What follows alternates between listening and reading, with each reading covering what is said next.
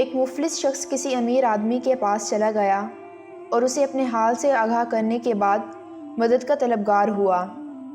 وہ امیر شخص مال و دولت تو رکھتا تھا مگر اخلاق جیسی نعمت سے محروم تھا۔ اس نے اس مفلس کو خوب ڈانٹا اور اپنے ملازموں کو حکم دیا کہ وہ اسے دھکے دے کر باہر نکال دیں۔ اس مفلس شخص کو اس بد اخلاق امیر کی یہ حرکت ناگوار گزری۔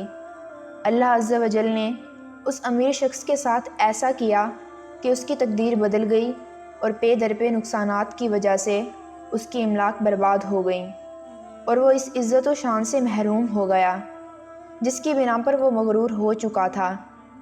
قانون قدرت ہے کہ جب کسی پر زوال آتا ہے تو کوئی اس کا نہیں رہتا۔ اس کے تمام ملازم اور عزیز و اقارب اس سے جدا ہو گئے اور اس کے ملازموں میں سے ایک ملازم کسی اور امیر شخص کے گھر ملازم ہو گیا۔ کچھ دنوں بعد وہ ملازم اپنے آقا کی خدمت میں مشغول تھا کہ کسی فقیر نے دروازے پر آ کر صدا لگائی۔ اس امیر شخص نے، جو کہ خدا ترس تھا، اس نے اپنے اس خادم کو بھیجا کہ وہ سائل کو جا کر کھانا کھلائے اور اس کی حاجت پوری کرے۔ خادم کھانا لے کر گیا اور جب واپس آیا تو شدت غم سے بے حال تھا۔ اس کی آنکھوں سے آنسو جاری تھے جیسے اسے کوئی بڑا صدمہ پہنچا ہو۔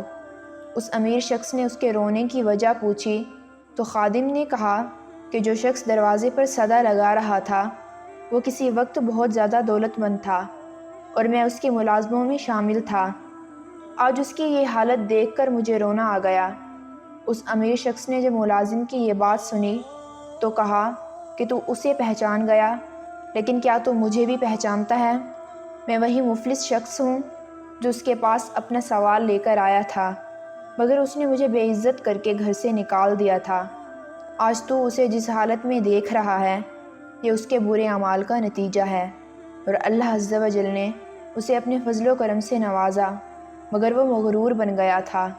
اگر وہ ایسا نہ کرتا تو آج اس کا یہ حال نہ ہوتا۔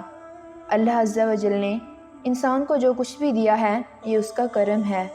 ہمیں اس کے فضل و کرم پر اس کا شکر گزار ہونا چاہیے، نہ کہ ہم اس فضل و کرم پر مغرور ہو جائیں اور بجائے اس مال و دولت کو نیک کاموں میں خرچ کرنے کے اپنی سہولت اور آسائش پر خرچ کرنا شروع کر دیں۔